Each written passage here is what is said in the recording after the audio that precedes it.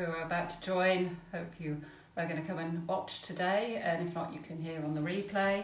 So I'm going to talk today to Kate Ryan, and she's a family lawyer, and we're going to be talking about high conflict divorce. So hopefully Kate is just about to join. I've just seen her request, so I'm going to technology willing. Hopefully she'll be with us any second. I think I can see her coming in. Hopefully. Can't see yet. Oh, there she is. Hi, Kate. Hello, good morning, Janet. How are you? I'm very well. How are you? I'm very well, thanks. And the technology works. The technology works. Hurrah. What's better is I can actually use it as well.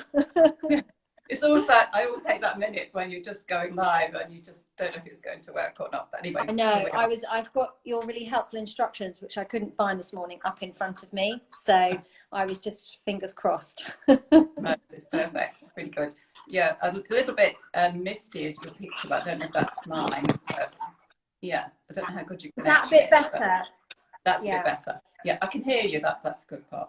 So I was just interesting and saying that we're going to talk today about high conflict divorce, and to set the scene, most divorces are not high conflict. Most of them can be settled amicably out of court. But we're going to talk about high conflict divorce, and we're going to talk about the options about not going to court, how you can actually solve a high conflict divorce outside of the court. But if you have to go to court, we're going to look at the whole process. So my name is Janet, so I'm a divorce coach. So I was divorced after 25 years of marriage. I had a high conflict divorce myself.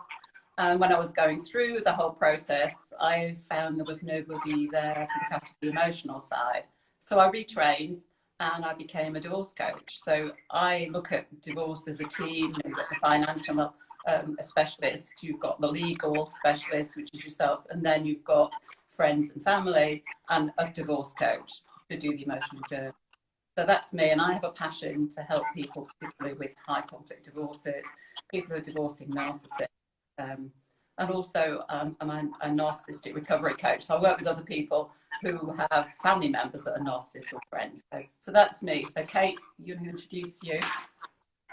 Well, good morning, everyone. I am a family lawyer and partner at IBB Law. I specialise in divorce and finances, high conflict, high net worth, quite a mixed practice, often also private children cases. And I am also a trained and qualified mediator. So I have the conciliatory approach to situations and cases that often can really help, especially in a high conflict case where you really need to have that sort of understanding as to how the dynamics of a relationship can not help parties. So that's me, and I've been looking forward to talking about this for quite some time. So it was really nice, Janet, for you to invite me onto this. Yeah, because I found with a lot of my clients, they kind of start a process and it's not always been explained to them, or if it has been explained, they're in such an emotional turmoil that they haven't quite taken it in. So we want to actually take you through the whole process in what I would hope is layman's language. And if you've got any questions, comment on the box if you want us to clarify everything. So obviously I've been through it myself. I've been through it with clients, so we want to look at how you can do it. So first of all, let's start with the options. That it's a high conflict and you want to avoid court at all costs. So what are the options? You want to avoid court at all costs. The options are: start with mediation. Often before you even file an application for a court process, you need to have attempted mediation. The only exemption really to mediation is if there has been domestic abuse. Obviously, that's not an appropriate forum. The alternatives to mediation are either arbitration, which is a very sort of fast growing area within family law, and a private FDR, which I can explain in more detail if you need me to. But that does run alongside the court process. But what the private FDR actually does, the FDR is the middle hearing in the court process. So you have a directions appointment, which is quite straightforward. Then you have what's called a financial dispute resolution hearing, which is the middle hearing. And if matters don't settle at that hearing, you then have your final hearing where the court will make an order. In my experience, the FDR, the middle hearing, is usually the best opportunity to try and settle, because you've got the support of the judge and the court to try and get you to reach an agreement. And often that is the case. With the private FDR, what that allows you to do is to come out of the court system. So you can agree between you to opt for a private FDR as opposed to staying in the court system. The reason you would do that is because the court system, as those of you that have experienced it, lawyers or as clients, know that it's very, very busy. It's delayed. There are huge issues with listing cases at the moment, so often parties have to wait. I've had some awful experiences recently where judges have simply not been available a few days before the hearing, so they've come out of the list. Clients do not need that stress. It is absolutely huge for them when they've been waiting and waiting up to the point of this hearing where they need to get things addressed, and then it's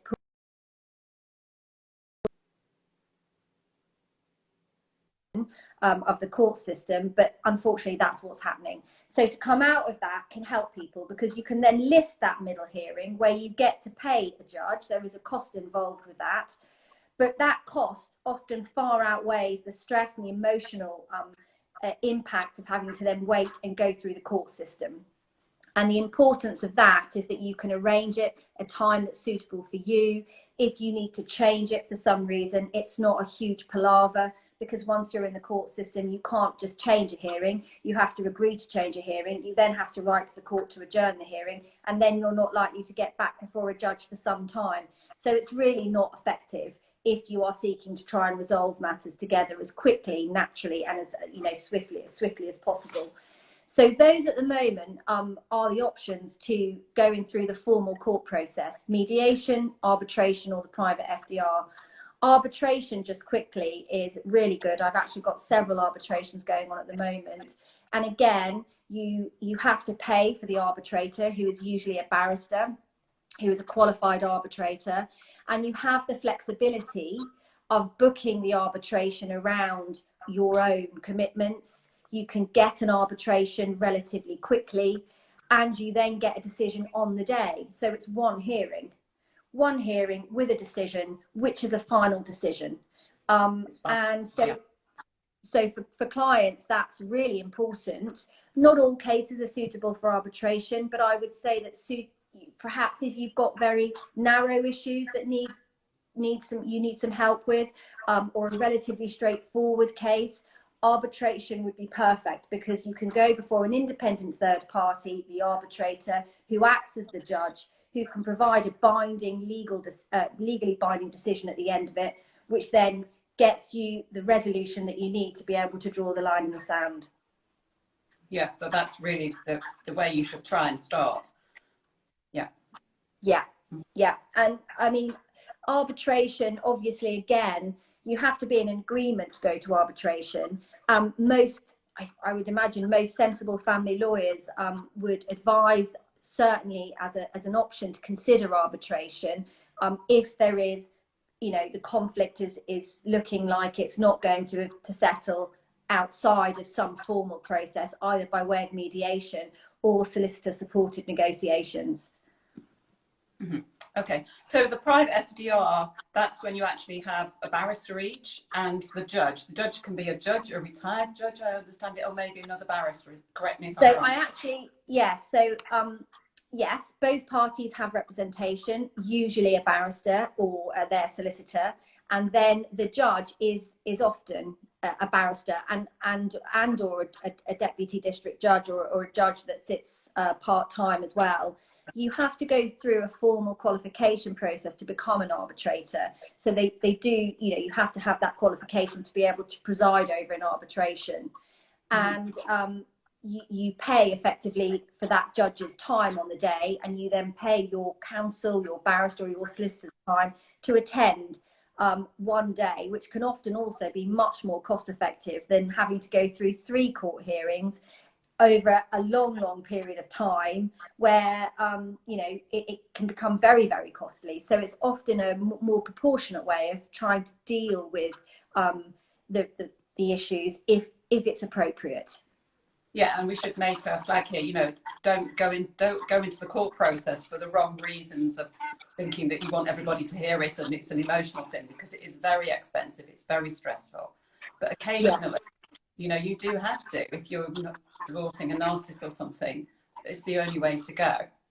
That's absolutely right, Janet. Yeah, I mean, often parties do need they need the formal process, but I do think that more and more so, especially with the pandemic over the last year, especially in what that's done to the level of the volume of work within the court system, is that arbitrations and private FDRs are becoming akin to the court process. So whereas before it would be, well, we need to go off to court and we need to get this dealt with through the formal process, there are now happily some other options to help clients get to where they need to in a high conflict situation sooner, because I think that's part of the issue with the court process, with the fact that it's such a lengthy and therefore very, very stressful process to go through, with at the moment some level of uncertainty as to whether or not your hearing is actually going to go ahead, which obviously does not support two parties desperately needing to try and resolve the issues between them so they can move on, which is why I think the alternatives are going to be even more common. Yes, I mean, I read that even before the pandemic, you could be talking, if you went the whole way through the court system to the final hearing, you could be talking about a year and a half.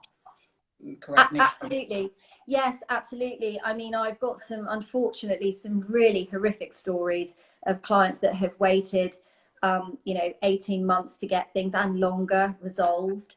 Other unsatisfactory situations where parties have waited, having filed an urgent application or an application that they need to be dealt with relatively quickly, it being listed and then taken out of the list and then not listed for another sort of 3 or 4 months. So in that time frame, it's almost unbearable for parties to continue to either live under the same roof or deal with the arrangements for the children, whatever it is that's going on for them.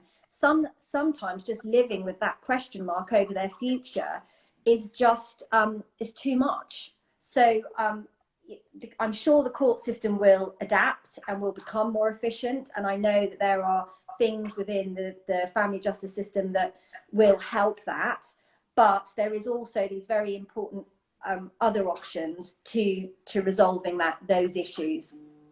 Yes, and also every time it gets delayed, of course, you have to update all your details again, and that's very labour intensive. It's quite stressful too, because it's just, you feel like you're starting again all the time. We'll go into that process in a little bit.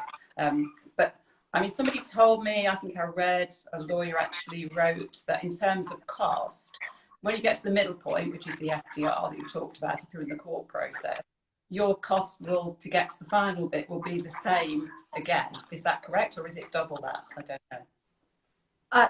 That's probably about right. I mean, in terms of costs, it does depend on the case, I suppose, and the whether or not it's a complex case, whether or not there's lots of assets or issues that might increase costs. But generally, from the FDR to the final hearing, you're probably both looking at spending at least £15,000 to £20,000 to get from the FDR to the final hearing. And of course, it's a slight roll of the dice as well, because the judge at the final hearing will not know what happened at the FDR, and so may take a totally different view. So it's a bit of a lottery. So whilst, of course, as lawyers, we prepare your case for the final hearing and approach that in a robust and clear way, there is always an element of uncertainty over what the court may do, and it's in the court's hands as opposed to your own hands at the FDR, where you are able to negotiate as best you can with the support of your solicitors, and of course a helpful indication from the judge, which isn't binding. Yes, so to explain to people, you have the 2 first stages, the first one, and then the FDR, and you'll get the same judge for that. But you always have a different judge at the final hearing. So at the FDR, the judge, if you haven't settled, will give an indication of how they would settle the case. But That's right. you could get to the final hearing and that judge, who's different, could not maybe agree with that. That's absolutely right, which again is just another layer of stress and concern for the parties involved. But that being said, no matter what happens at the end of that final hearing, a decision is made. And so I think for those parties that do go to final hearing, they need that final decision to be made, because it has just not been possible to settle or narrow the issues any other way. So whilst they may take on the risks of all of the things that we just said, and indeed the cost, they will at least be able to leave the hearing on that day knowing that that's finished, it's concluded. Yes, yeah, which is sometimes, unfortunately, the case with a very high conflict divorce where one party is just not cooperating. So if we can go back now to the start of the court process, as you said, you do have to have mediation before you can even start it, or at least you speak to a mediator, as I understand it. That's the first part of it, isn't it? That's correct.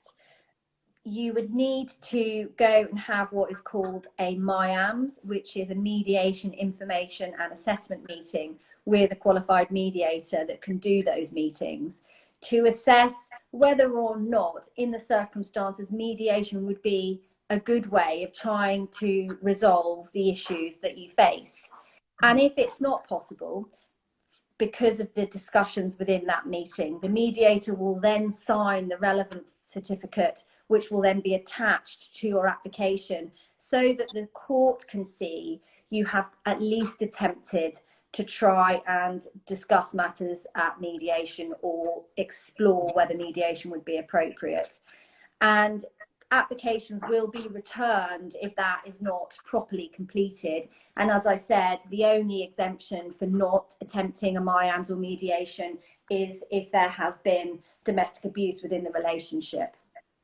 Okay, so once that process starts, you're then given something called a Form E, which people get quite stressed about. I think it's 28 pages.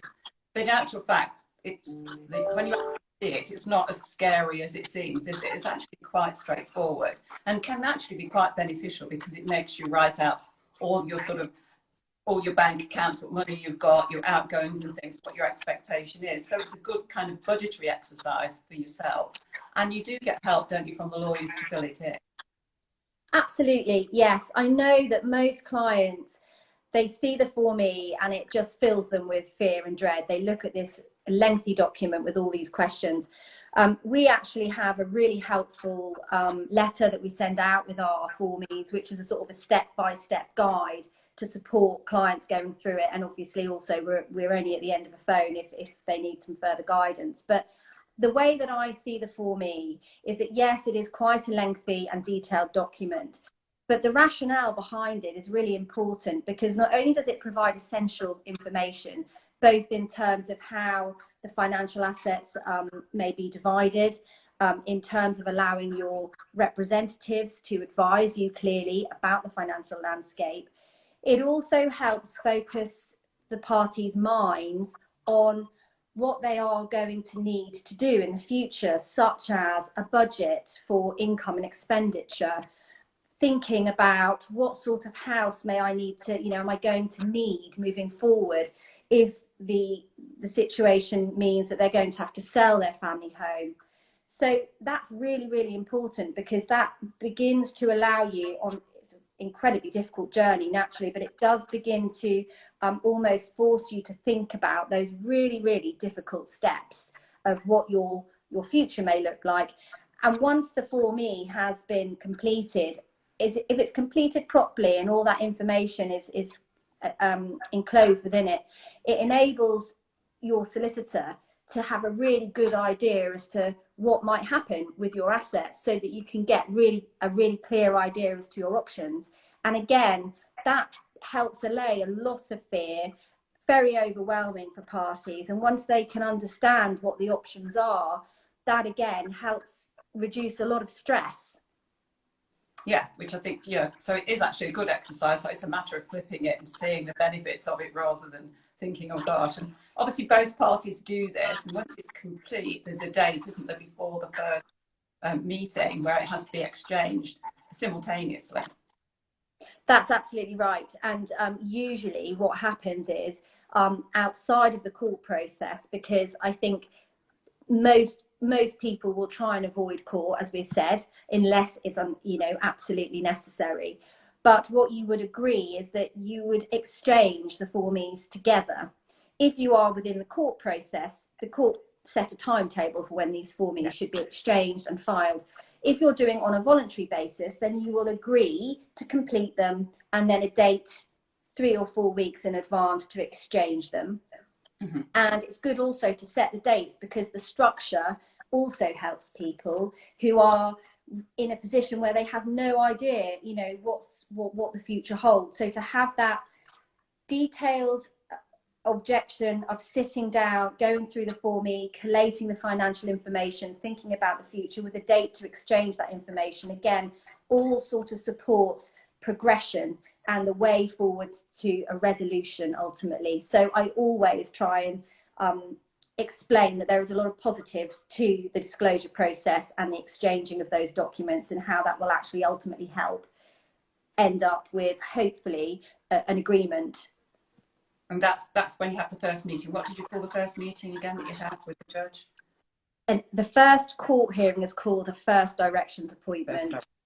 And I would also add that perhaps it's particularly in high conflict divorces, the Form E is really important, because one party may not know anything about the finances at all. And so not only are they in this really difficult situation, they have absolutely no clue where some of the income, some of the pensions, the savings, any assets that they may have, where they are, what the value of them is.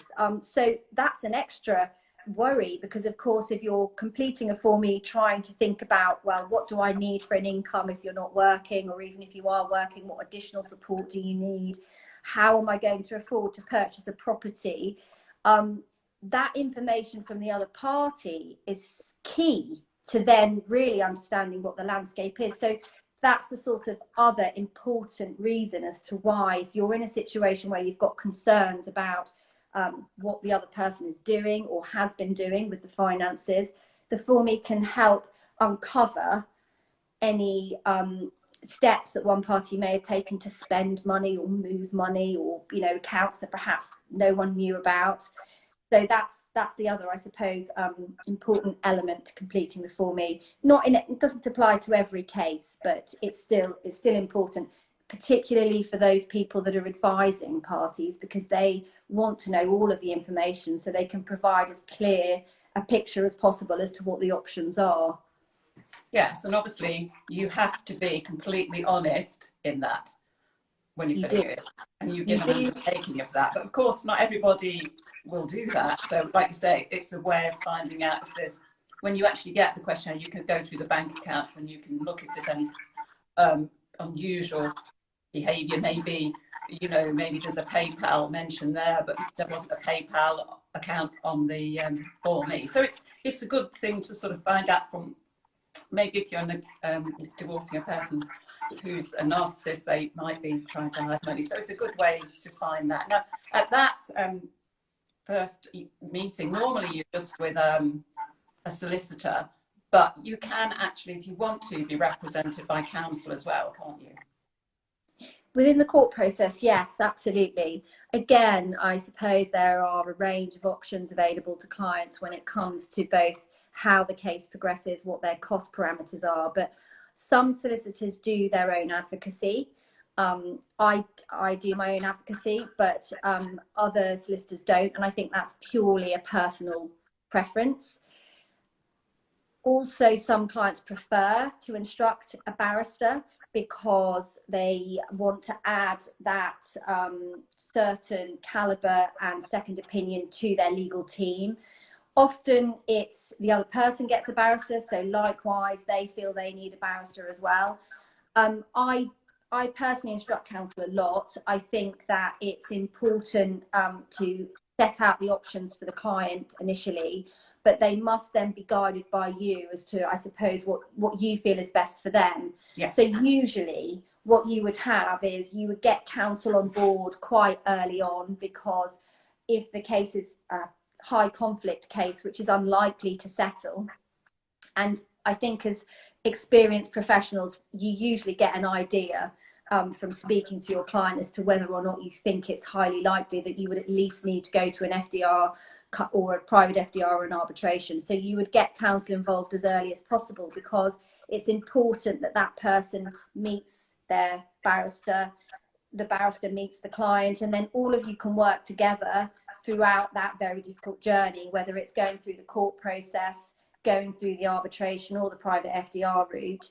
You've got your team together, and that I think also helps. I think particularly in high conflict situations where you need two professionals supporting the client, the advocate, the barrister who puts forward the case and the legal argument and minds into the detail, and the solicitor that has known the client from the very first meeting, which is often an incredibly difficult one, and has supported the client throughout that, knows the case really, really well. But other than that, the barrister would become involved in the final hearing or at the FDR, the final hearing? So yes, you do have some cases where you sort of get counsel involved only for the FDR, the middle hearing, because it's a slightly longer, more detailed hearing, or the final hearing, which is, in my experience, essential that you have counsel for a final hearing, particularly a high conflict one, because you are going to be arguing, legal points, and also having a robust discussion about why the court should do what you say they should do on the basis of on your client's behalf.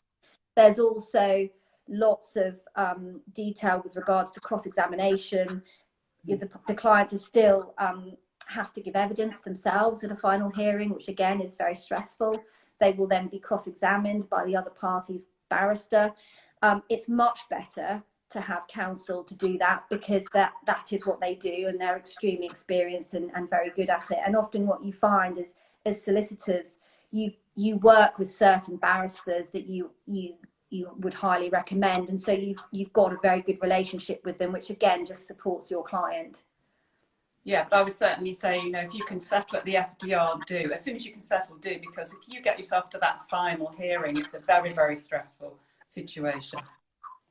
Yes, I totally agree. And I think if you have to go through the court process because there are no other options available to you, then the emphasis would be try to settle at the FDR and avoid the final hearing, because you then take away all of the additional cost, of which it is significant, and also the stress and the emotion of having to go through that ordeal. As I say, and as you have said also, Janet, sometimes that you can't avoid it. That's just the way it is for certain cases. But in the main, the focus on the court process would be to settle at the FDR, reach an agreement on the day if you can, and have that drawn up on the day, if possible, into a sealed binding order called a consent order, which then means that you don't have to have those negotiations or discussions again, hopefully. But if you can't reach an agreement then at the FDR, you still have time between the FDR and the final hearing to still keep on negotiating, don't you? Yes, you do. You absolutely do. You can still negotiate at any stage, and that, I think, is really, really important. Mm-hmm. And the other thing, reaching an agreement. The other thing, obviously, the financial side is actually separate from the divorce side, and you can actually get divorced and not reach a financial settlement. Now, you need to really talk to your solicitor on what the best thing is to do, because you can get the degree nisi, but some solicitors might, it depends on your individual case, and correct me if I'm wrong, might say to you, don't go ahead with the absolute until you've got the financial settlement. Yes, I think that's good practice. Often what you find is that your final decree absolute is delayed until you've reached an agreement. And that's really important, because you can be divorced and no longer married, but your claims upon each other's income, property, capital and pension, they remain open until you've actually reached an agreement that has been recorded in a legally binding document, which is the consent order that I mentioned earlier. So often it's really important to make sure that you've got that agreement in place before you you go ahead and get divorced, so you've got the financial clarity of knowing that your claims are ended. And the other reason that you would hold off getting divorced until you've reached an agreement with regards to the finances is because as a spouse you benefit under the other person's pension. There are obviously spouses benefits, and if you haven't yet gone through the process of disclosure, or you haven't reached an agreement as to what's going to happen with that pension, you could lose out if anything then happened to your spouse and you were no longer husband and wife. Yeah, and you should also look at your will. Absolutely, yeah, absolutely. That goes hand in hand. Certainly, once you've got your decree absolute and you are no longer husband and wife, there is actually a prompt on the formal document that you receive from the court. And we always advise people to consider then changing their will at that point, because obviously they're no longer a spouse. Okay, so let's just go back to just before the FDR. You've exchanged the Form Es. You just want to complete that process. And then when you've exchanged, before the FDR, you can put the questions to the other side based on that Form E. So you can say, I see you've got a PayPal account, there's a reference to it, but you haven't declared it. What is it? You haven't given all the credit card statements. We need those. All these bank accounts missing. So those questions go on, are agreed, aren't they, at that first meeting? So the judge will say the court will say which questions need to be answered or what needs to be done. It might be that the marital home has to be evaluated. They might put an actuary in to value the pensions. There's all sorts of actions, isn't there, before the FDR from that first meeting? Yes, the investigations and the document and information gathering should all be done prior to the FDR, so that you can use that middle hearing as productively as possible, so that the judge has everything, whether it's a report from an actuary, whether it's an up-to-date valuation of the family home, mortgage capacities for the client. Any issue that was outstanding should really be dealt with prior to the FDR, so that you've got as best an opportunity as possible to try and resolve it with the court's help. So the FDA, the first directions appointment, is where you would set out, as you just alluded to, all of the queries that you may have in connection with the other person's disclosure, which is then dealt with in a formal questionnaire, so that you have time to gather all of that extra information that's relevant to trying to sort out a settlement, and you get all of that prior to the FDR, and that's all dealt with within the court timetable.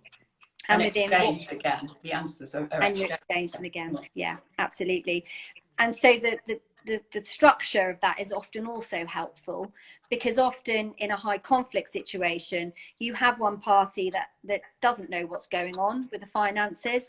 They then get their other person's Form E, and what happens from that is they have a whole raft of questions, and quite serious, pertinent questions over: what is this? Where is that? What is this transaction on the bank statement? Why is there a PayPal account, for example, or an investment that I never knew about? Where is the value of that? He hasn't included it, or she hasn't provided it.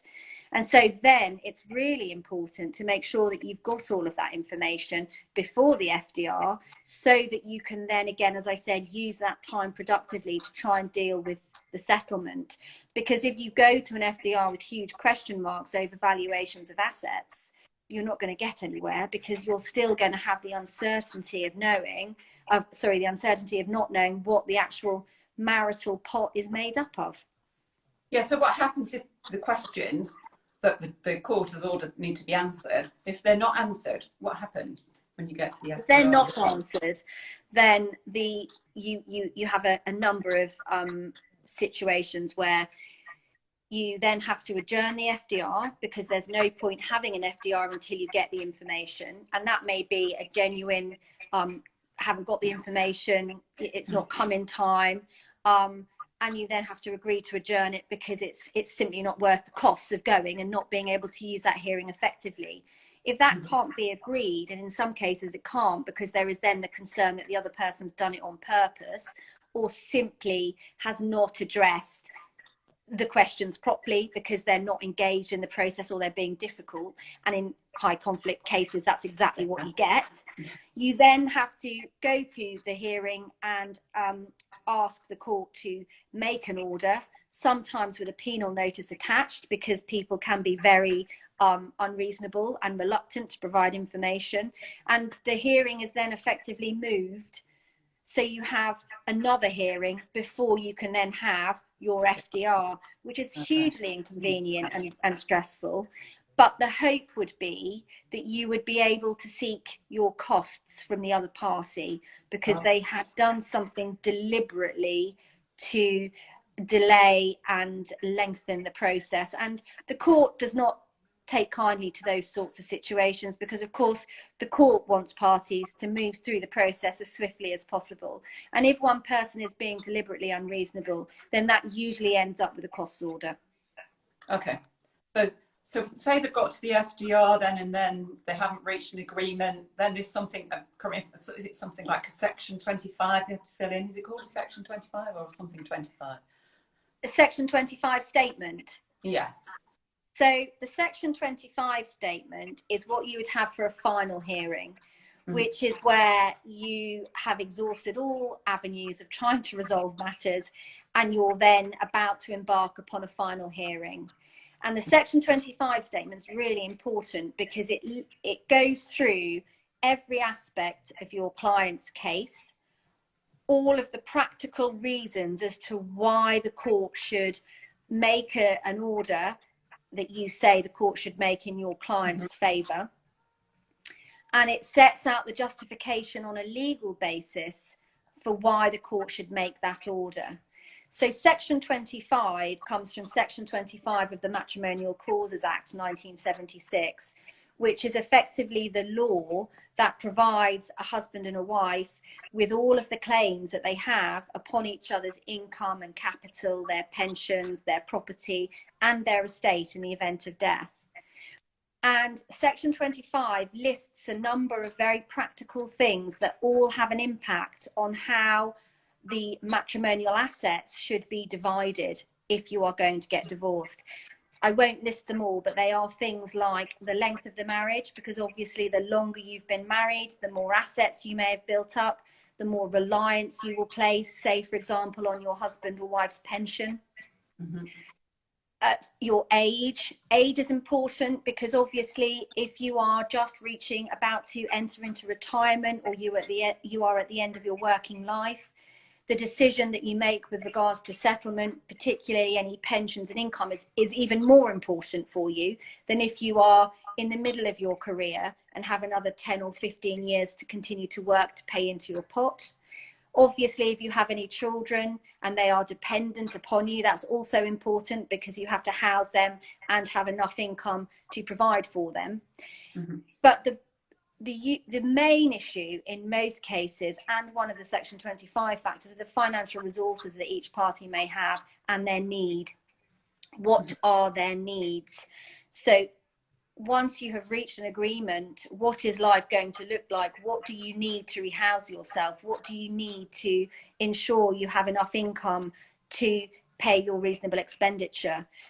What do you need for retirement? And those three things are really important and obviously impact hugely on how you may divide up the pot, depending upon what the assets are. And every case is obviously different because you may have some cases where there simply isn't a pension or there isn't any money, there's just debt. Or you have the middle case where, there's some equity in a property, there are some pensions and some savings, and then you have the sort of the high net worth end of things where there are multiple properties, huge pensions, investments.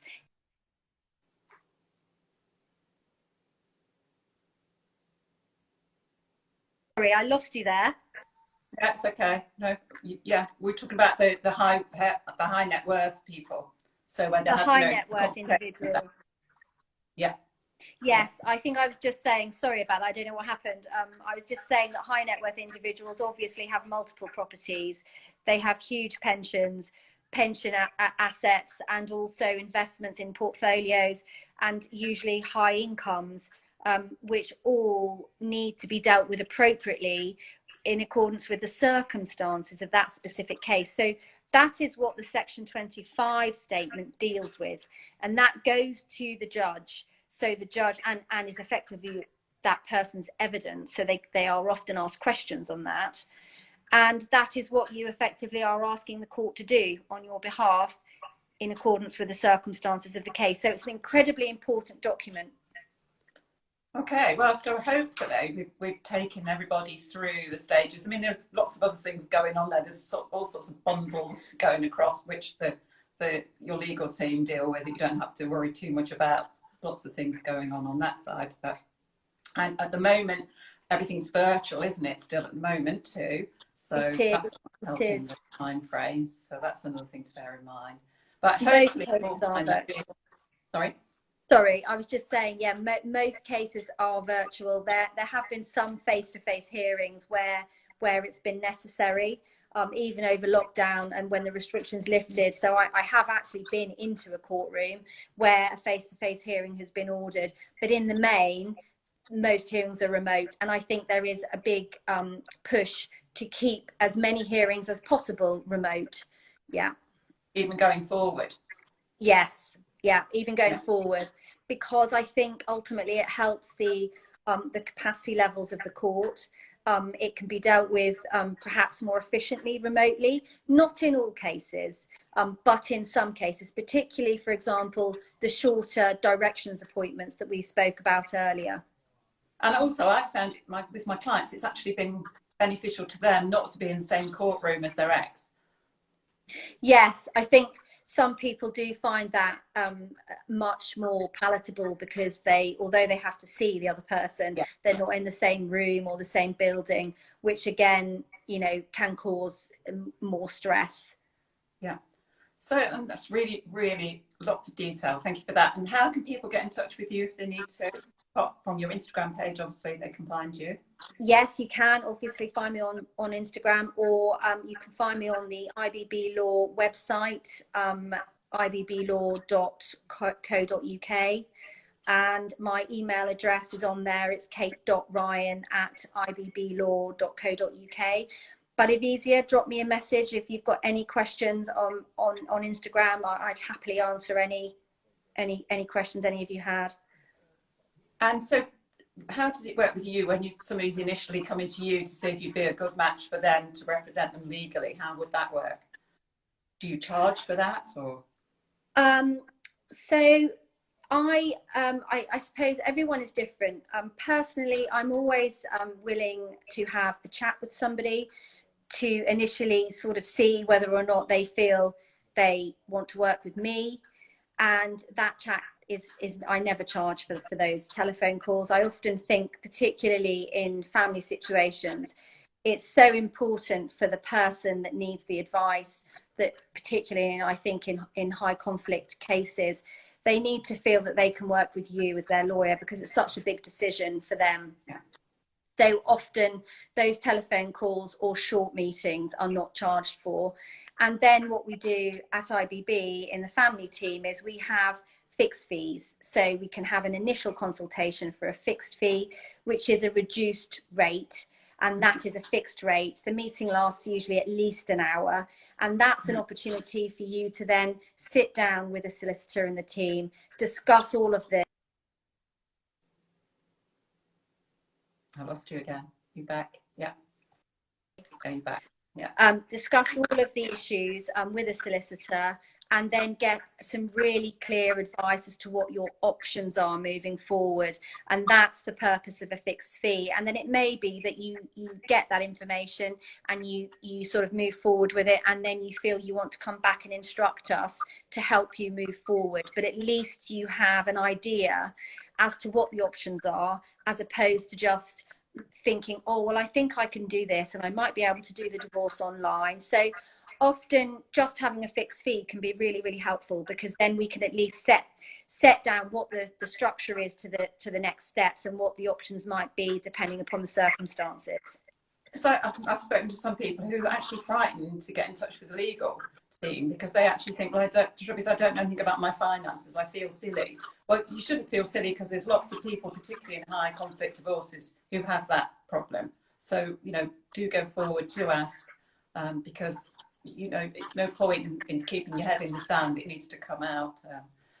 Yeah, I would agree with that sentiment entirely. I think that often it's the first step for people making that first contact with a solicitor or phoning up a firm of solicitors is such a big one, because it's putting into place the reality of their circumstances, which they may not want to face. And I would say to people, if you can, do some research on firms, local solicitors, if that's what you want. Ask friends and family if they know of anyone. Go online and look at people's profile, and don't be afraid to phone up and ask to speak to somebody that you think you may want to instruct, because most solicitors, certainly in my team at IBB, we are more than happy to have that initial chat with you to see whether or not we are going to be the right fit, because that's important. Yeah, and I think it takes away the sitting there doing all these what ifs and catastrophizing everything and writing the end of a book that you don't know about. Exactly. And so exactly. I think, you know, the takeaway from this would be, you know, settle as soon as you can. Don't go into the court process unless you absolutely really need to. And even then, there are stages at it at any point where you can settle, and try definitely not to go past the FDR. Yes, I think that's absolutely right, Janet. Try, if you can, to get some advice. I think it's key. Get some good advice early on if you can. I appreciate that it's not possible all of the time, but if you can, try and get some advice as to what the options are. Worst case scenario, best case scenario. But I think the underlying message is that nobody wants to spend lots of money going through the court process unless they can absolutely help it. If you have to go through the court process, the emphasis should be to try, as you rightly said, settle at the FDR with the help of the judge and sort things out on the day. And if you can't do that, then obviously we've discussed what the next step would be. But I think it's key to get the right advisor. It's key to try and get as much support from people like yourself going through that process if you need it, because that will all help make the process so much, I won't say easy, because it's not an easy process anyway, but it will just, you will feel guided and supported, and that will help you achieve a resolution, I think, as soon as possible within the situation, which is ultimately what everybody wants to achieve. Yeah, and the sooner the better. And the sooner the better. Thank you so much. Really, really amazing information. So thank you for sharing all of that in such a good way, the way you conveyed it. So thank you. I'll be posting this on my grid, hopefully, if the technology works. Okay. Yeah, sorry about going in and out. I don't know what was happening there, but thank you, Janet, for inviting me. No, it's really good. Thank you so much. Take care. Bye. Bye.